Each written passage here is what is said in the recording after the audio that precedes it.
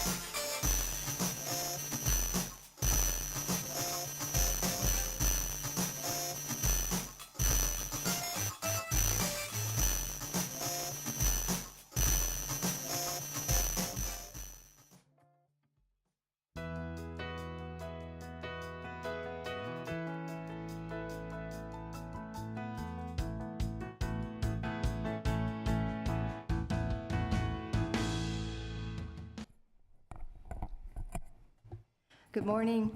Welcome to the February 21st, 2023 special meeting of the Arts and Culture Commission. Roll call, please. Roll call, Vice Chair Tefenkian. Here. Commissioner Vidor. Here. Commissioner Zadorian. Here. And Chairperson Vyar. Here. We also call the missing. Commissioner Yank is unavailable today. Will not be able to attend. Agenda item 1A, report of the recorder regarding posting of agenda. The agenda for the February 21st, 2023 special meeting of the Glendale Arts and Culture Commission was posted on February 16th, 2023 on the bulletin board outside City Hall. Agenda item 2, minutes of the January 12th, 2023 regular Arts and Culture Commission meeting. Are there any corrections to the minutes? Okay. If not, may we have a motion then to approve and file the minutes of the January 12th, 2023 meeting? I move to approve the minutes of the January 12th, 2023 meeting. Second. Can I do that? Thank you. Yes, thank you.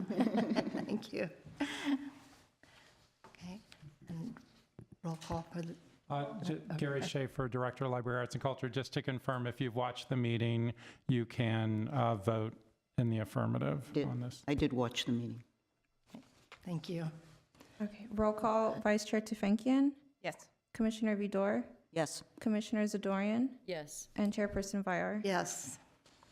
Agenda item 3A, Library Arts and Culture Events, presented by Jennifer Fukutomi Jones, Principal Arts and Culture Administrator. Okay, we're going to be pulling up a PowerPoint presentation, but we have a few exciting events coming up with Glendale Library Arts and Culture. First up is join Glendale Library Arts and Culture for the inaugural Be the Change Book Festival on Saturday, February 25th from 10 a.m. to 4 p.m. Be the Change is GLAC's promise to build collective understanding of systemic racism, elevate the voices of stories of Black, Indigenous, and people of color, and inspire the community to be the change through lectures, exhibits, and programming. Join us for the inaugural Be the Change Book Festival, a day to celebrate diversity in reading, featuring author talks by John Cho, Vahe Beberian, Benson Shum, Andrea J. Looney, Luis Rodriguez, and more. The event will also feature engagement activities led by the Glendale Library Arts and Culture Trust, Reflect Space, and the Korean Cultural Center, in addition to a live DJ and food trucks. For more information, please visit the link on the screen. In celebration of Black History Month, GLAC invites you to join the CalArts African Dance and Drum Ensemble under the direction of Yekola Zeko Cole, who will lead attendees in an afternoon of drumming, dancing, and singing in celebration of cultural traditions of diverse ethnic groups from Ghana, West Africa, as part of Black History Month. The event takes place this Thursday, February 23rd at 2 p.m. at Pacific Park Library. And for more information, visit the link on the screen. And last up, each year, GLAC invites children in preschool through 8th grade to create bookmark designs based on a different theme. A panel of judges within the city then selects winners in different age categories. This year's theme is Find Your Voice, and applicants are encouraged to submit a book design by February 28th. And for more information, visit the link on the screen. And that is the library report. Thank you. Agenda item 4, written communications. There are none. Okay. And 5, agenda item 5, oral communications. There are none. Okay. And Thank now you. moving on to agenda item 6A, citywide public art landmarks, RFQ number 2, LeBass projects. Motion approving the proposed locations for public art landmark pieces to be included as part of the citywide public art landmarks, RFQ number 2, and the application review process to be managed by LeBass projects on behalf of the city of Glendale. And do we have a presentation? We do. We're Bo very LeBass. excited to Hi, introduce Bo. Good to Bo see you. Bass, the CEO, Creative Director of LeBass Projects. As we know, we've been working with LeBass Projects since September of 2020. In August of 2021, we released the Citywide Public Art RFQ number 1, which included 6 locations, which are included in your agenda packet. And we have successfully approved 5 of the public art landmarks, which we're very excited about. And now Bo is going to present the additional locations for consideration. Hi, everybody. Good morning, commissioners. I guess I don't have control of this, so maybe we can go to, just to refresh, we've chosen 5 of our locations, 5 of the artworks.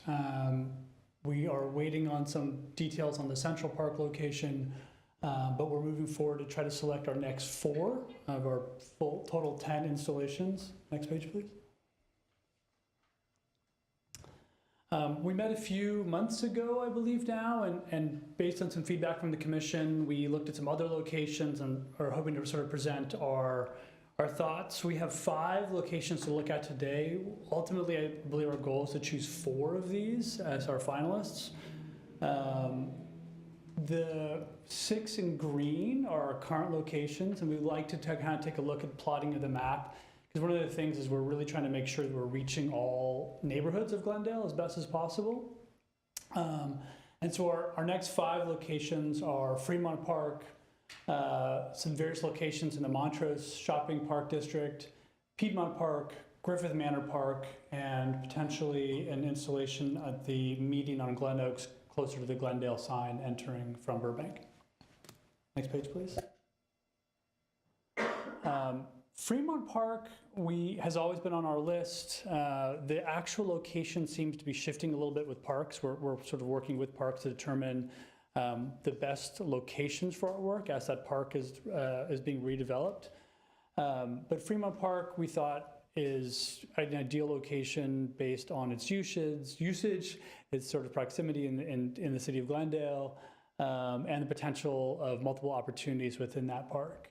I believe in our previous conversations, I think we've all agreed that Fremont Park is an ideal location for public artwork. And again, sharing some photos, but we're still working with parks to determine best locations within the park based on the renovation plan. Montrose is a neighborhood we were not really considering early on, but we've had some conversations with the Shopping Park Association. We attended their last their board meeting. That's not commission meeting, board meeting, and had almost unanimous, essentially unanimous approval from their board that they wanted to include public art. We are beginning the conversations exactly where those locations might be. I think from our perspective, if we can go to the next page and slowly scroll through the next couple of slides, there are a series of these sort of like brick benching and sort of community gathering locations that are fairly anonymous and do not seem to get a tremendous amount of use. We thought potentially using those sort of painted installations, because there's several of them all the way up through Montrose, might be ideal. The board, the Park Association, or the Shopping Association, really like to see some murals, but the challenge is the mural buildings are all private property. And I think our expectation is we want to keep this on publicly owned areas so that the public can maintain, and that if we did a mural on Anderson's Pet Shop, that building could turn over ownership, and then we might lose that as a location. So, but we really like Montrose. Obviously, that area, highly trafficked, great shopping district, and to try to find some ways to further enhance sort of public engagement opportunities was I think a win for us. Can you keep going?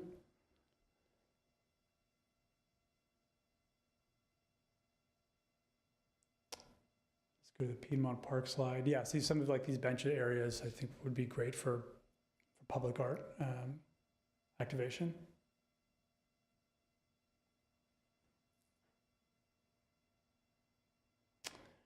Piedmont Mini Park we discussed in our previous thoughts on the next set of locations. We really like this. It was a quieter moment. We have some one of the things, again, we're trying to balance, we don't want every installation to be necessarily in the busiest location. This area was a sort of quiet little mini park. The times we visited, there have always been people in that space. I believe the city is building a affordable housing or a housing units. Right, actually, you can see in this picture to the left. So we expect even more activation in this area. But there's a perfect little landscape circle, which might be an ideal location for an active and engaging sculpture. Another view. Griffith Manor Park was something that was suggested to us by the commission, or by Parks. Parks recommended this Griffith Manor Park. And again, reaching into a different area of the city of Glendale. We've been talking about a basketball mural and trying to find the appropriate location. We thought this might be a great spot to actually. This court seems like it's already in need of repair. So doing a resurfacing and a treatment with a mural on the floor, we thought might be a really exciting way to activate this space even further.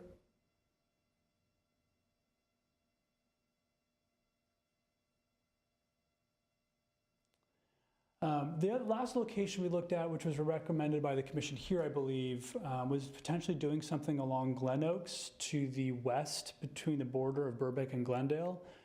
We looked at this location, we kind of got out and looked at a lot of different opportunities on this location, and I think we found this a little more challenging.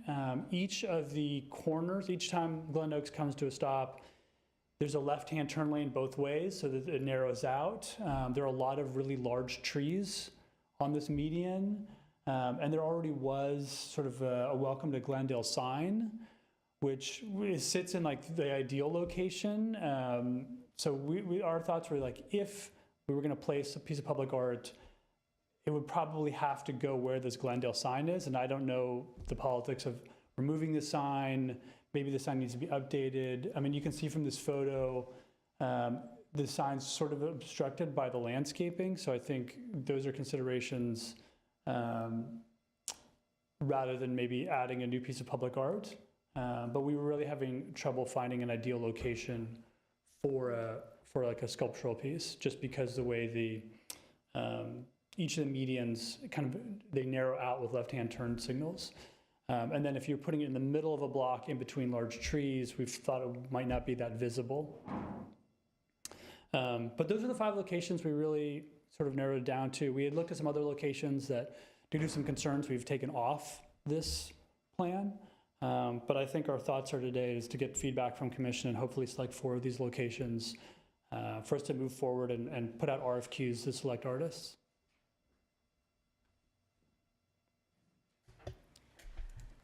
Okay, do we have any input about this, Vice Chair Tufinkian?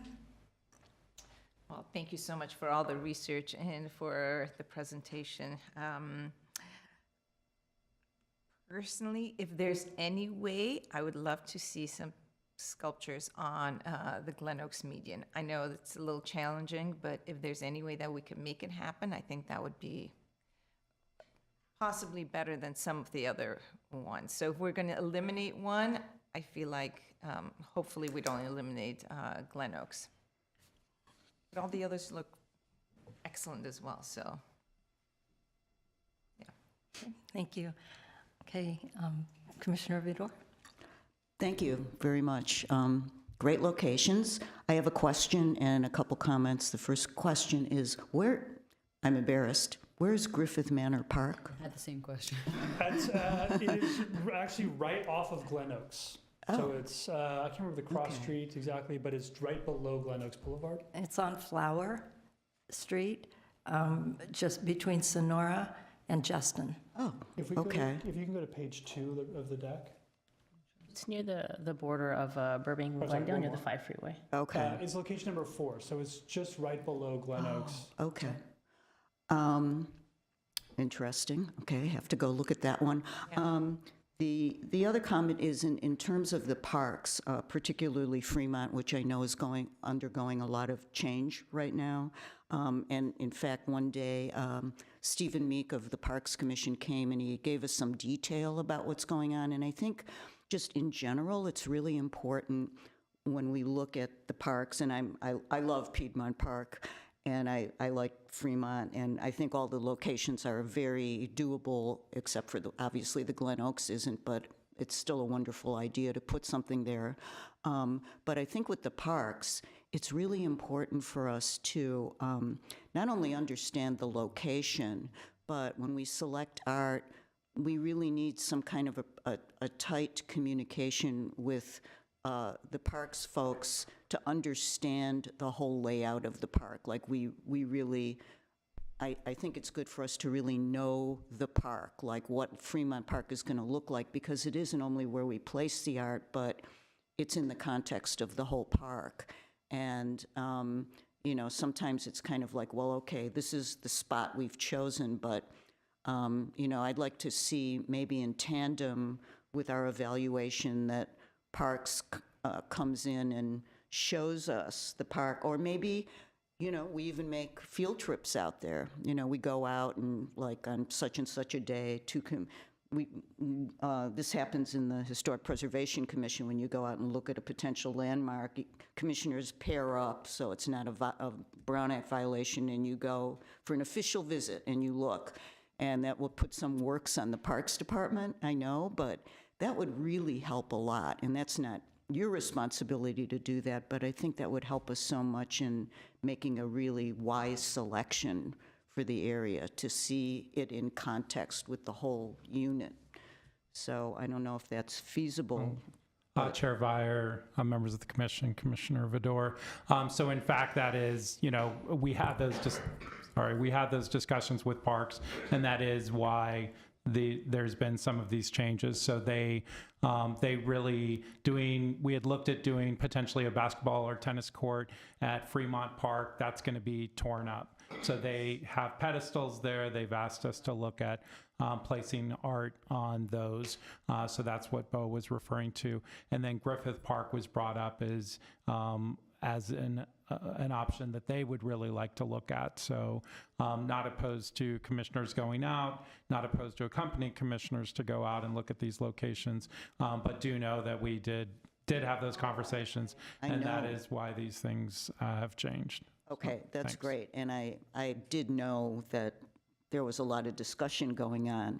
I think it would help us make our selection if we could see the whole thing. So I would just add that. I mean, I realize a lot of work behind the scenes is being done to make sure that this is done in tandem with all the relevant departments. But for our decision-making, I would love to be able to see and understand what the park looks like in its final form.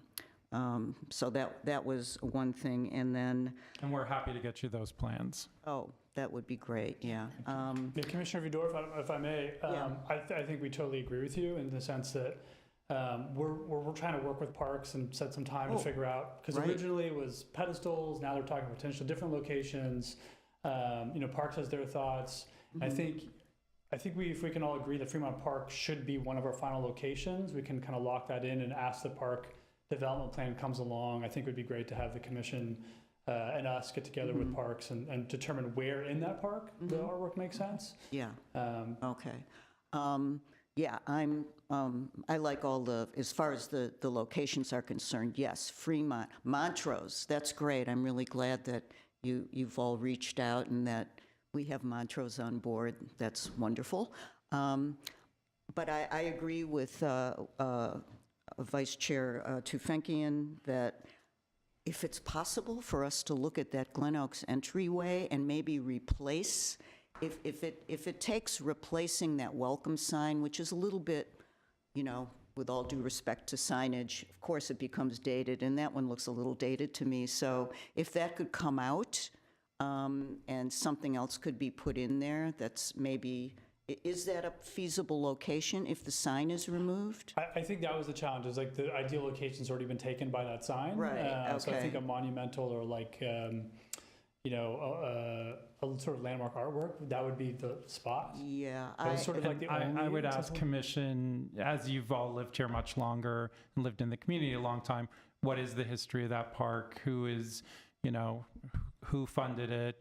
What's oh, the sign at the entrance of Glen. yes, that entrance, like what's the history of it? As you well know, you know, we can say we want to remodel a building, everyone's on board with it, and then suddenly someone says, my grandfather painted a mural on that building 42 years ago. What are you going to do? None of us even realize there's a mural there, and then we look, sure enough, there's a mural. Referring to the sign that says, "Welcome to Glendale." Yeah, so Okay. what's the history of Yeah, that? I'm certainly, as an individual, happy to poke around and see what I can find out about it. We can do that as well, but you all living here, I would ask, you know, Oh. is it a politically loaded, you know, I situation? have not heard anything ever about that particular sign. I know there have been issues with, things that have been plunked someplace for 50 years and are going to be replaced in kind, and public discussions, but I have heard zip about that sign. In Right. fact, But if the Lions Club funded that sign, You won't Lions hear Club about it still until we try to move exists. it, right? Yeah. yeah, it's one of those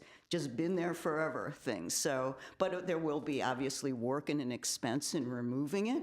And so that, obviously there needs to be legwork done on that. And I guess my question to all of you is that something that's feasible to do? Because I feel kind of strongly about that entry location.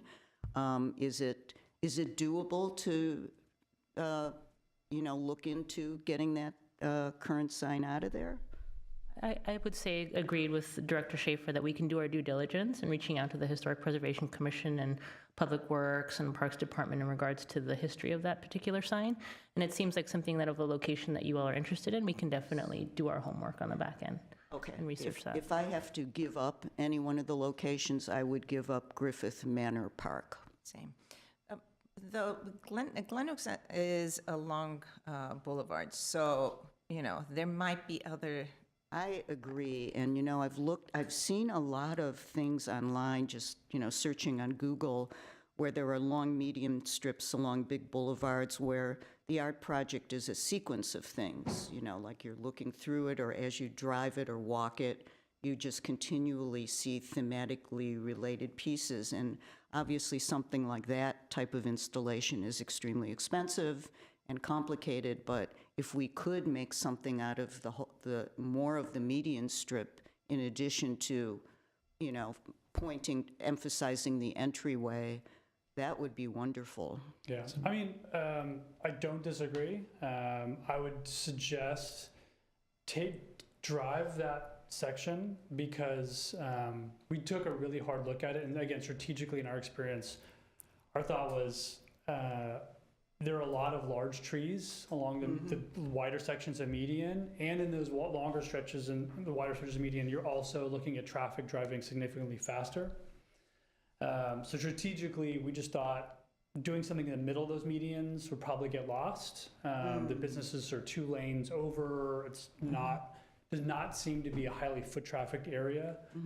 So we just thought utilizing dollars for an area that really would not get a lot of engagement, we thought could maybe be used better. I think we did talk about, again, we're not in a position to say, like, let's pull out this Glendale, Welcome to Glendale sign, but that really was the sort of ideal location if we were going to place something in that stretch.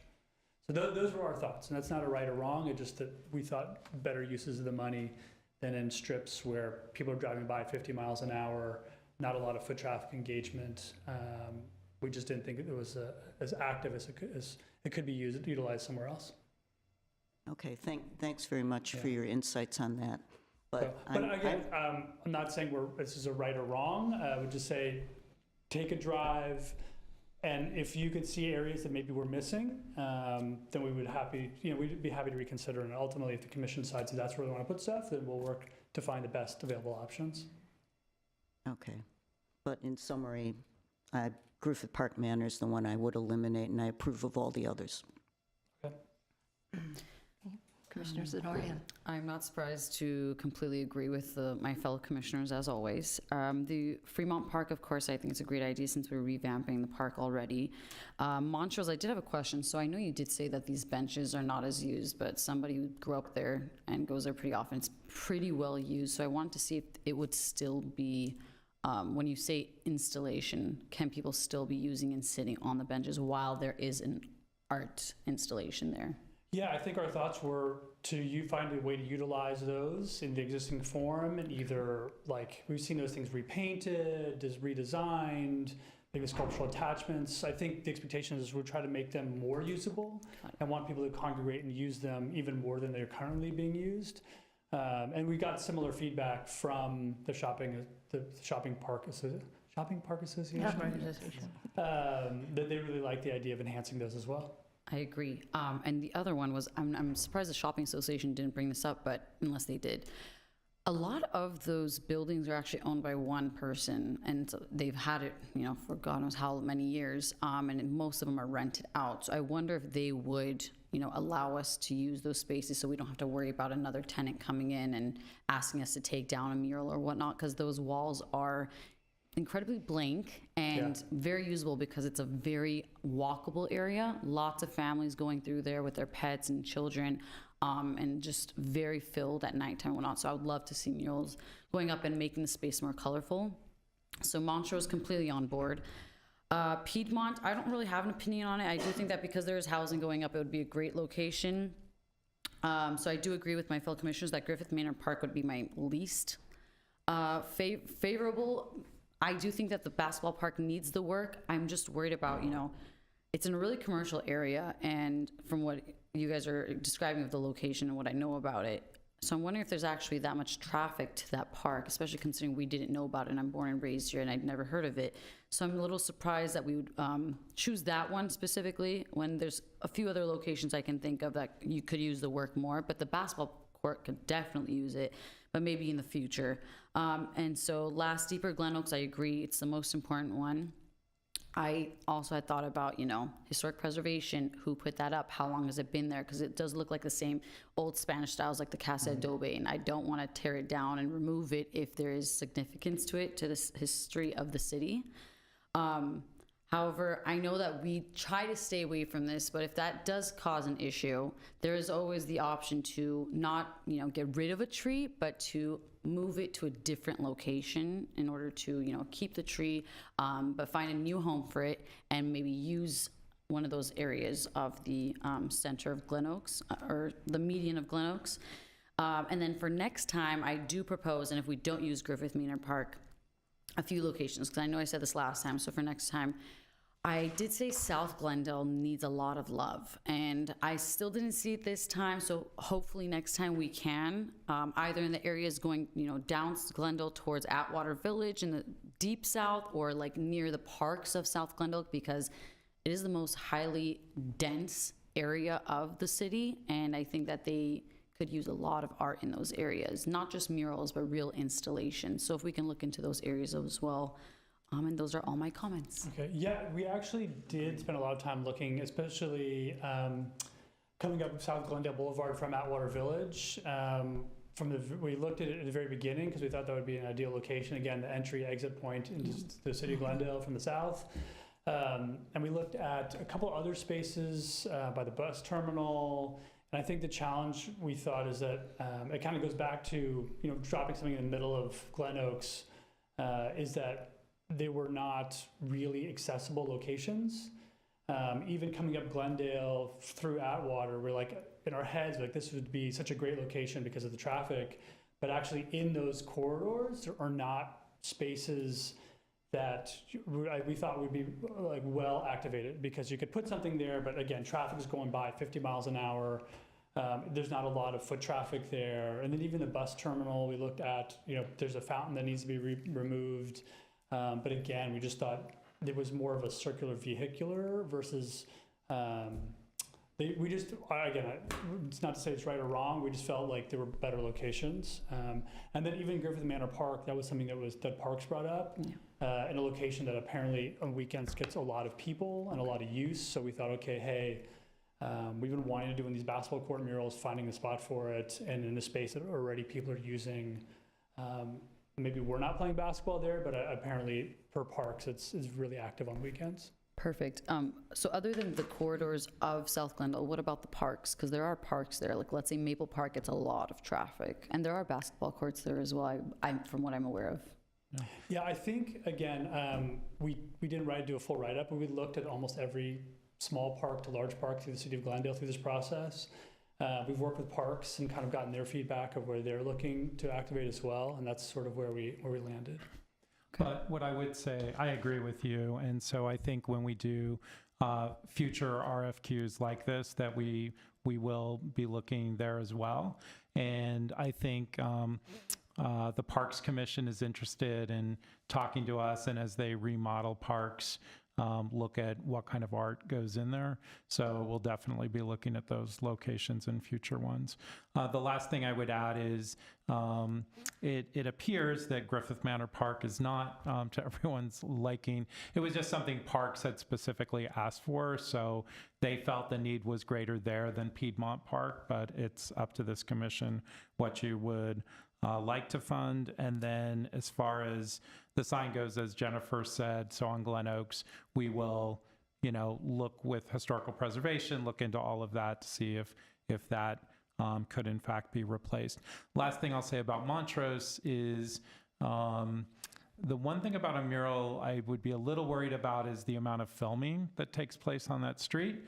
Now, the benches, you could say, well, those would be affected by the filming as well, but they tend to kind of do the store fronts and the stores. So I would just worry that we get a beautiful mural there and a film studio pays to have it painted over and then pays to have it put back in or something like that. So that's my only worry about that. But I would have to defer to the shopping park folks because they know better than anyone their own area. I would add to that, in our experience working with cities on these kinds of projects, especially because the intent is for these to be, all of these to be, permanent versus temporary.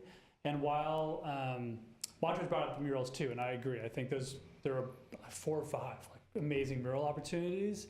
I think that's maybe something for another project. I think with these funded as permanent projects, even if someone's owned all those buildings for the last 50 years, there's nothing to say that person might sell those buildings, next month, and now that new owner, new tenants decide they want to paint their own signage, and then we lose, and we have no control over that if it's not public property. So I would always suggest, and that's not just City Glendale, any public project. We've often had private businesses offer to be part of those funding, but without being able to guarantee the longevity of those, I would generally just stay away. But we can consider them for other mural, as we work through the mural ordinance, I think, and we know now that they're interested, maybe there's another opportunity separate from this RFQ for that. Not to get into the logistics, but legally, is it possible to get an easement that could be for a certain amount of years that would, obviously move with the property?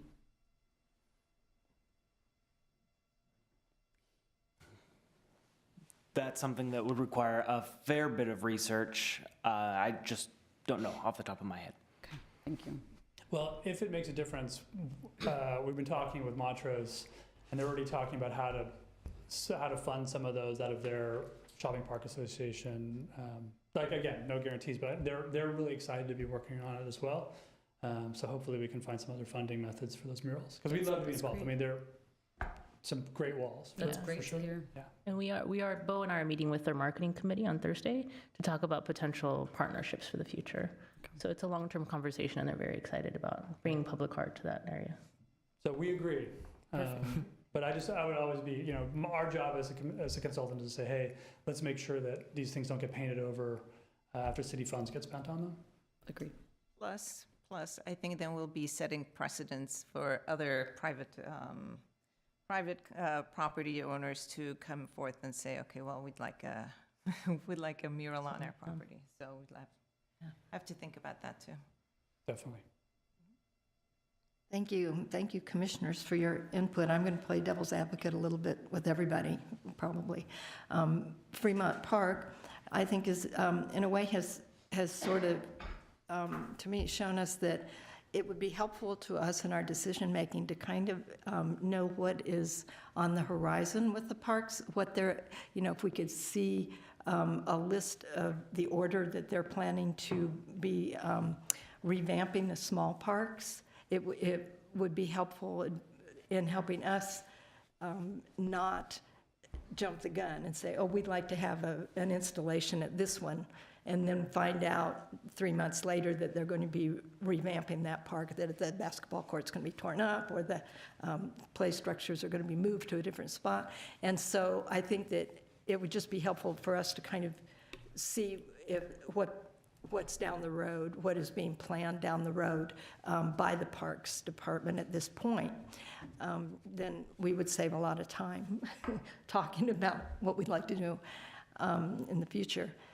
And so Fremont Park, though, has so many wonderful options for places, and I would completely, be open to listening to anything Parks has to say about where, I mean, we first talked about the courts, and then it was, the last I heard, it was the pillars, and now the pillars sounds like maybe off the table, and they're thinking of something else or whatever, but. Yeah, we're not entirely sure. Yeah, see?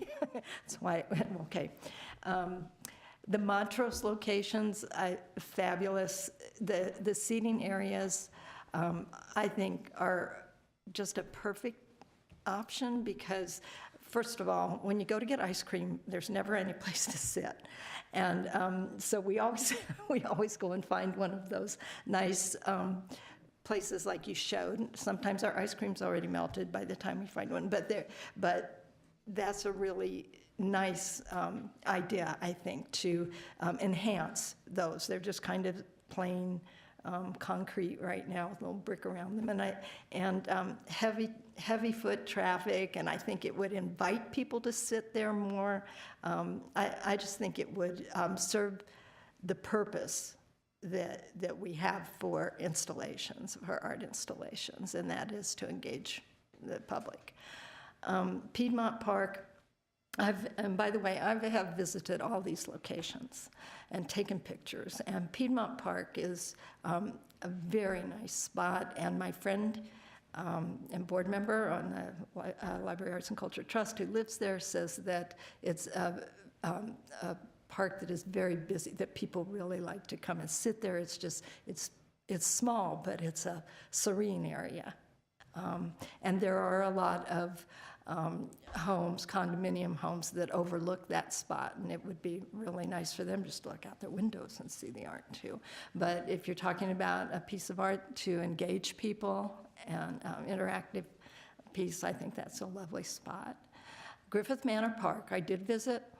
I couldn't tell where you were standing when you took the picture of the court. There isn't much parking there. You could park on the street because there is that extra lane allowed for parking, but the parking lot is really small, only a few cars, less than a dozen, I think, and you can't see the basketball court from the parking lot. Having said that, and I couldn't see it from the street either. So where were you standing? Who took the picture? I think just right in the entrance.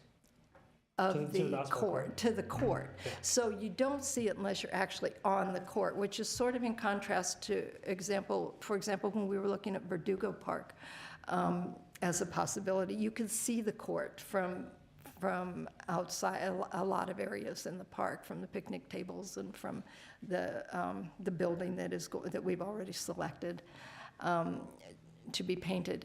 And so it's very isolated, but having said that, the park is adorable, and it's shady, and when I was there, there actually there was an event going on inside the structure, the building, with linen tablecloths, and I think there's a patio This out is at behind. Griffith Park Manor. Yeah, did I say the wrong thing? No, yeah. you talked about Piedmont. I just want to make Oh, sure. I'm sorry, yeah, Griffith, worries. I'm sorry, yes, Griffith Manor. I'm sorry, I didn't segue well. Okay, yes, Griffith Manor Park is really, I think, a delightful place, but the art would be very limited in terms of being seen by the public. Still, I wouldn't take it off the table because it was a request by the Parks Department, and I think we need to consider that. And then the Glendale sign, and this is where I'll play devil's advocate a little bit. There isn't any I travel that regularly, and there isn't foot traffic there. And if there is, they're trying not to get hit as they cross the street, so they're really not going to probably hang out.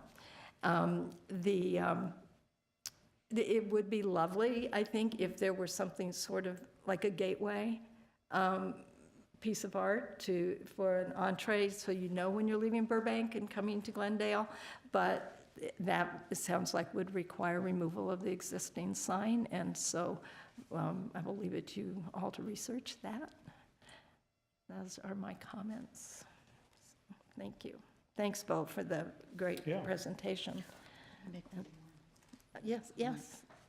Yeah, just, I agree with Commissioner Zadorian, didn't mention it originally, about South Glendale and wondering, one space that's always attracted me, and I know there's some physical limitations there, are the 3 roundabouts that are in sequence on Maple, which is a pedestrian street, a low-traffic street, and also a South Glendale residential street. And it seems like those 3 roundabouts would be very lovely places to put art, and unexpected places to put art. So I just wanted to put that into the mix as a possible future You said investigation. on Maple?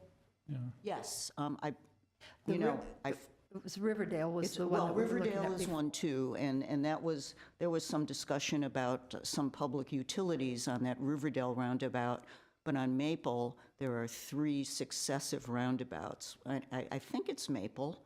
It's one of the South Glendale east-west running streets that are pretty, they're well-trafficked because people use them to stay off the main drags, but they're very residential and, very classic South Glendale type neighborhoods, and, that would be a potential spot for public art.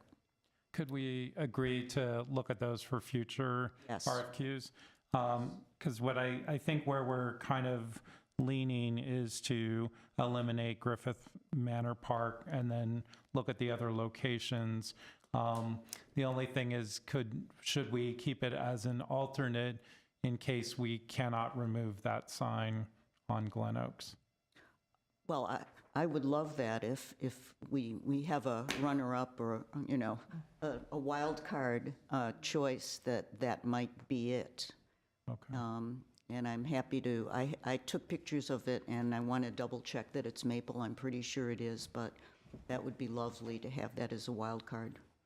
Which, The Maple roundabouts. Okay, sorry, I was referring to Griffith Park Manor as the alternate. Oh, So- Possible to only okay. move forward with 4, because I'd rather not waste time and money on something if we're not all completely on board, and just Yeah. move forward with 4 and next time around or something Well, I think later. that's the intent, is we have budget for 4 more locations, so we have 5, Perfect. trying to narrow it to 4 would be the goal. Okay, so for future initiatives, we would look at Maple. Right, Okay, yeah. thank you.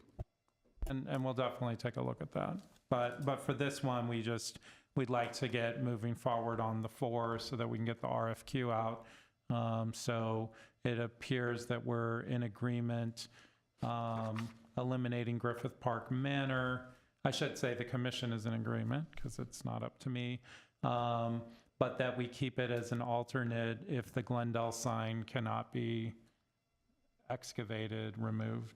Can't we remove like what I brought up as an idea possibility? I know environmentally it's not the most sound, but if we could remove a tree, and by remove I mean move and find a new home for it, isn't that also another option? I just think they're fairly mature on that. I mean, that's something, So they I are mean, Okay. we fairly would have large to check with trees. the arborist. We'd have to check also is what city council's palette for that as well. I wouldn't want so. to move a mature tree, but I know along the median, there's somewhere they're like kind of young, newer trees. And so if that was a possibility, of course.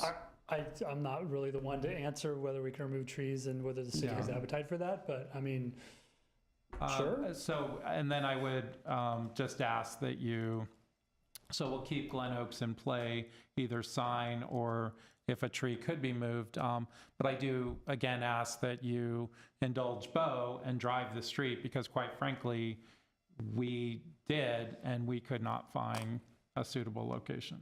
Well, could the installation be something that is more vertical and takes up smaller foot space? So, it would be That's kind of what I accommodated thought into. was, is that it would be something that would be more, the other Glen Oaks installation, there's a wide space, right? And it's a narrow intersection, so we looked at a longer installation.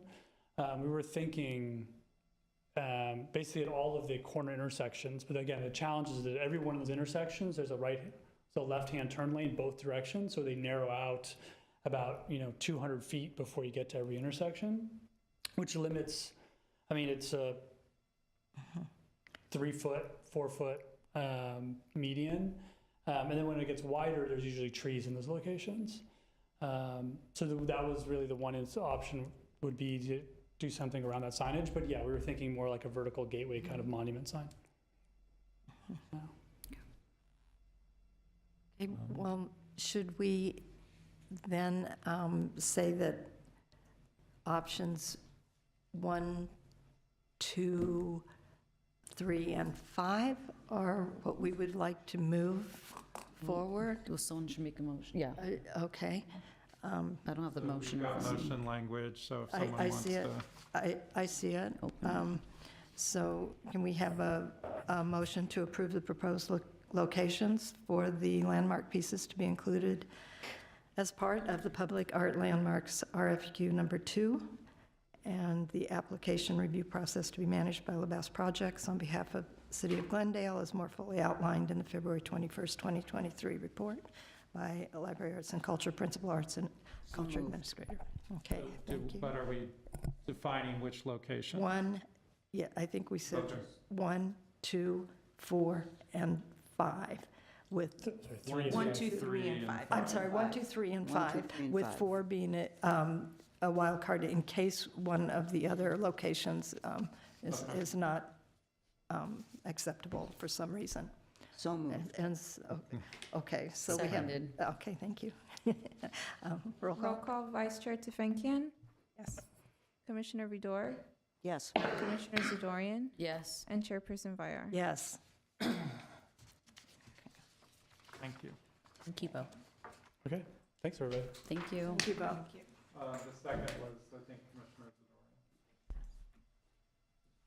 Zadorian. Agenda item 6B, 2023-2024 work plan. Motion approving the programs and projects for the 2023-2024 work plan in an amount not to exceed $2,200,000 from the Urban Art Fund, and to recommend the City Council's approval of the plan. Thank you, Commissioners. We have a proposed work plan for the 2023-2024 budget. You can move to the next slide. Just to quickly overview the 2022-2023 work plan, we did budget in February of 2022, the budget of 600,500. As at this point, we are estimating expenditures of about 34% of the budget. We are under budget, as you can see. We are estimating approximately 500,000 to be expended from the budget. You can move to the next slide. This is an overview of the 2022-2023 work plan. As you can see, it's the fiscal year July 2022 to June 2023. In regards to the buckets that we have, citywide arts, we're anticipating about 482,000, neighborhood arts 22,500, performing arts 56,000, and arts and cultural events 7,500. And we'll go into more detail into the next page. This is the work plan budget for the 2022-23 year. And as you can see, the biggest budget that we did have is for 1B, which is the iconic public artworks. We have not successfully, installed those pieces yet, which is why we are under budget, which isn't a good re. We're hopeful that we're going to have at least 2 installations before the end of the fiscal year, which is that $200,000. So that would be the Verdugo Park South Facility Ground mural and the Glen Oaks Median mural. Glen Oaks Median public artwork. The rest of the budget is fairly, explainable in the sense of we have done our neighborhood arts with the Adams Community Park gas station. We have done our Beyond the Box program, performing arts with the 222 East concert series and the Brand Library Plaza series. And then we did not do a Glendale Art Walk that we had anticipated, which is why we saved some funds there. And we did sponsor, have 2 sponsorships this past work plan year. So that explains the budget for this year. Moving forward for the 2023-24 work plan, we are proposing a $2,200,000 budget, and we'll go into detail in the next page. Specifically, these are the overall budgets, 4 buckets that we're talking about in regards to our work plan. So the first bucket that we discuss is our citywide arts budget, which is our largest bucket of budget. Specifically for cultural equity and inclusion initiatives, we are increasing that by $25,000, specifically because with our work with the Aspire group, we found that we would like to encourage artist stipends for our Reflect Space gallery artists. So being as a focal point of equity within the arts and culture field, we feel like that's an important thing to include artist stipends for those artists. And also specifically to support professional development opportunities for staff. Specifically on our DEI and IDEA plan initiatives. For iconic public artworks, like I mentioned before, we had not installed those pieces yet, so we're anticipating that those artworks will come out of this upcoming year's budget, the 23-24 budget, which is why that 1.4 million is reserved there. Consultants, we have increased that budget because we are going to be hiring a public relations firm within the next couple months, so that budget would hit that fiscal year. Specifically with the Storefront Art Program, we're going to continue that. And then we also have reserved a 10% contingency based on the $1.4 million for the artwork for random things that we may incur that were unanticipated. So that budget line is about 1.9 million for that specific line. You can go to the next one. Neighborhood arts is the same. We're, of course, planning to continue the Adams Square Mini Park gas station exhibits, 7 a year. The Beyond the Box program we do once a year, and we generally budget about $15,000 for that particular program. Next one. We also will continue the 222 East concert series, 5 concerts in October of 23, anticipated to take place on the Arts Arc Paseo, and the Brand Library Plaza series, which we've been doing successfully for many years. So that budget line stays the same as last year. Next slide. In regards to arts and cultural events, we are proposing to reserve about $75,000 for community arts events, specifically whether that be an art walk or events related to the public relations firm, if they propose to have kind of ancillary celebratory events in regards to amplifying the work that we're doing in Glendale. And sponsorships, we are reserving $27,000 specifically for opportunities like the Glendale International Film Festival and things that we've proposed in the past. So this is the overall work plan. It's $2,200,000, which we're proposing for this upcoming work plan year. And that is the report. Okay. We have some discussion, questions, comments. Vice Chair DeFinkian. So that 2,200,000 includes that million, I think 82 from last year, or? It's basically a rollover, excuse me, because we have not installed those pieces yet. So we're anticipating to hold that budget line for the installation of those pieces. Okay. So that 1,082,000 is included in that. And we anticipate 2 of the sculptures to be installed this. That's our hope. Before the end of the fiscal year, so June of this year, we're hoping to install the Verdugo Park South Facility mural and the Glen Oaks median public artwork before June 23. Have we allocated anything for the new spaces that we're considering, the new installations? We have not. not That is anticipated probably to hit in the next budget, but we can definitely consider that moving forward. Okay. And for the consultants, $350 for consultants, how much of it would be going to the new public relations firm? Do we know? We're speaking actually to 3 different firms, and so I think that was the highest cost of the considered firm. So it depends on which firm that we go with. Okay.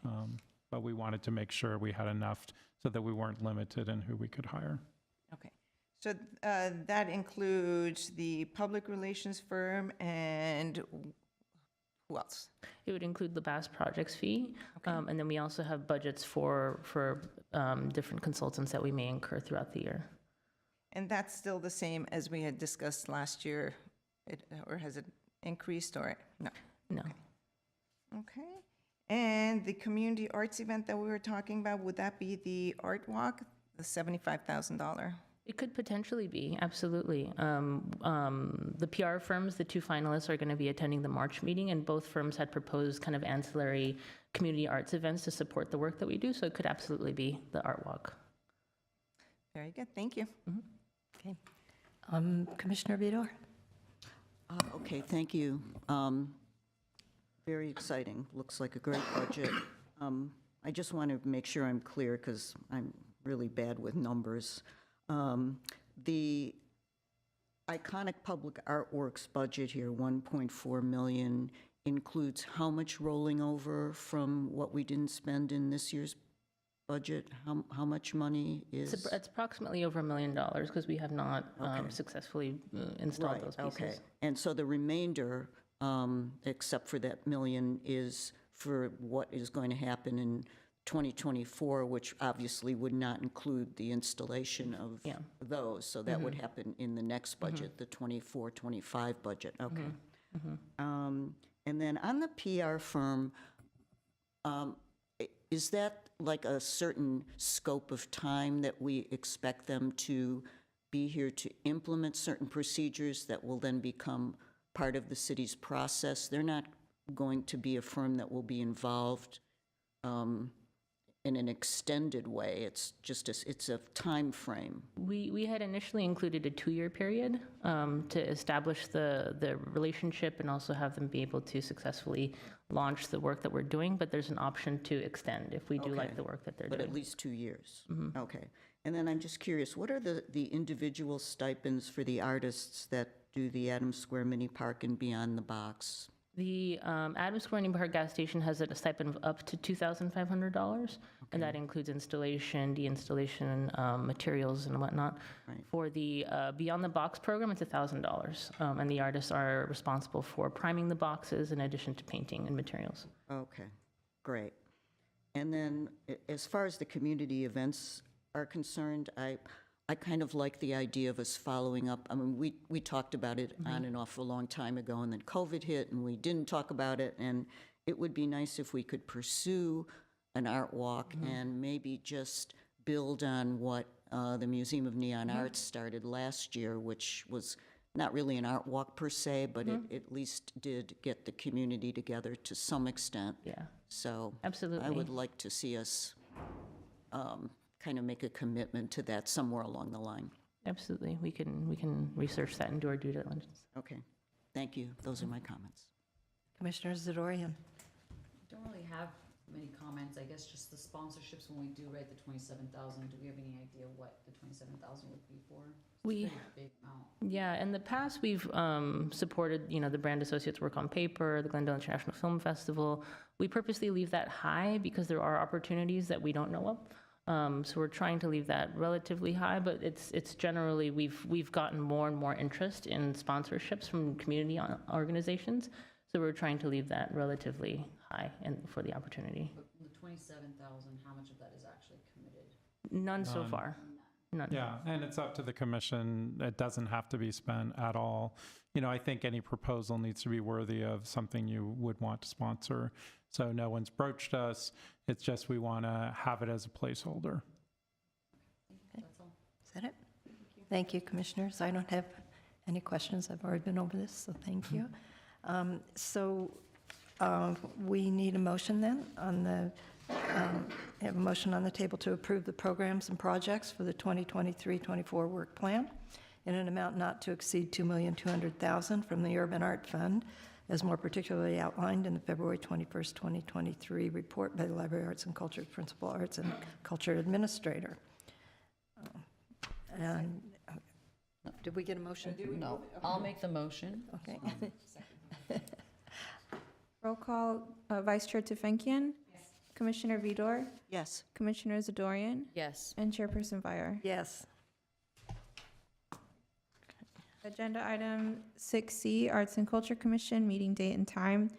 Resolution approving resolution number 2023-01 related to commission rules of procedure and adopting new rules of procedure that reschedule the date and time of the Arts and Culture Commission's regular meeting to the third Thursday of each month, 10 a.m. to 12 p.m.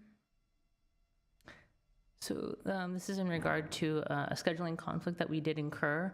So we are proposing to move our regular commission meetings to the third Thursday of the month from 10 a.m. to 12 p.m. So move with the new resolution proposed. Do we need a motion to approve that resolution or just? Yes, I mean, the commission actually has to do that. So, and it boiled down to there is a commission that meets probably 4 times a year, and they happen to meet at 10 a.m. on the second Thursday of the month. And when we consulted with the keeper of the calendar, they didn't note that. And so that was the conflict. So this would return it to our normal, back to our normal Thursday, but that still the morning time. Okay.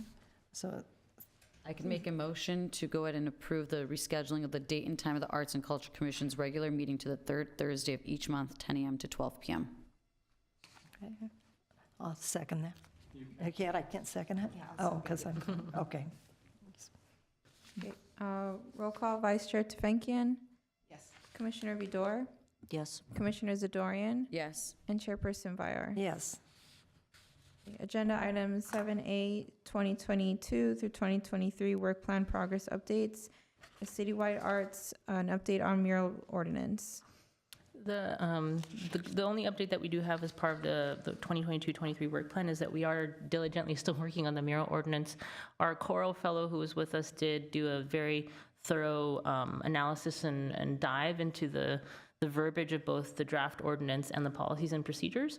Moving forward, we're going to propose it to the different departments for review, and then ultimately to the city attorney's office, and then the draft will come to the commission. But we are diligently working on it, and we appreciate your patience through this, the drafting of the ordinance. The only other update that I will have that's not on here that I'll mention is that, as we mentioned before, we are inviting our 2 finalists for the public relations firm opportunity to attend the March 16th meeting. So they'll be coming in presenting their proposals for your consideration. And those are the updates that we have. Agenda item 8, commission and staff Oh, comments. I'm sorry, Sorry. Commissioner Vidor. Yeah. Yeah, I just have a comment about the mural ordinance. I know that there's going to be a public meeting, outreach meeting, and I hope, I don't know if it's possible to do this, but to have it be an in-person meeting, maybe like in the, it would be great.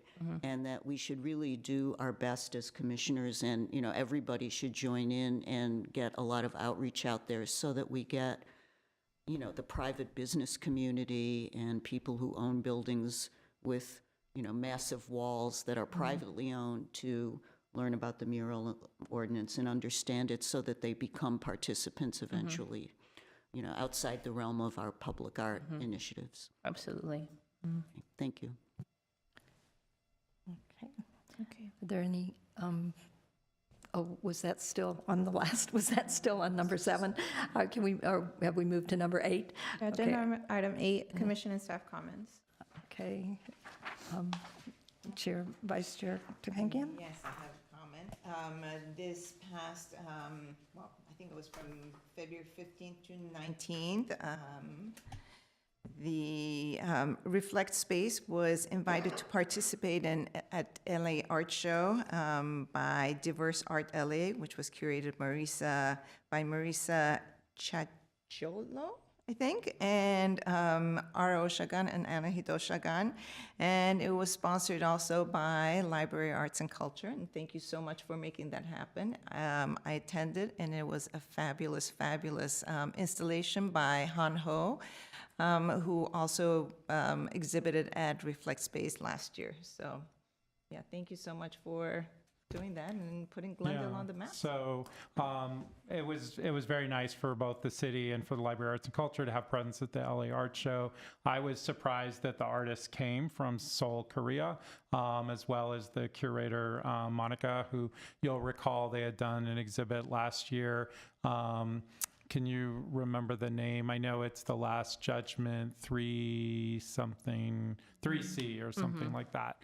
And so this was the panels in Reflect Space that were LED lit and changed colors, and it was very beautiful.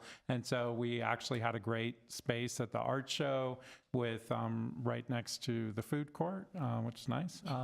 And it was blocked off, darkened, so you would step into it, and it was the first time I think the city's been at the art show. Mayor came, city manager were there for the opening night, and it was just nice to kind of, you know, be a part of that, celebrate, and especially be part of something called Diverse LA. So it was all these other exhibits from Latino culture. That German consulate was there, and they had art exhibit as well that they had sponsored. So it was great for us to have a presence there.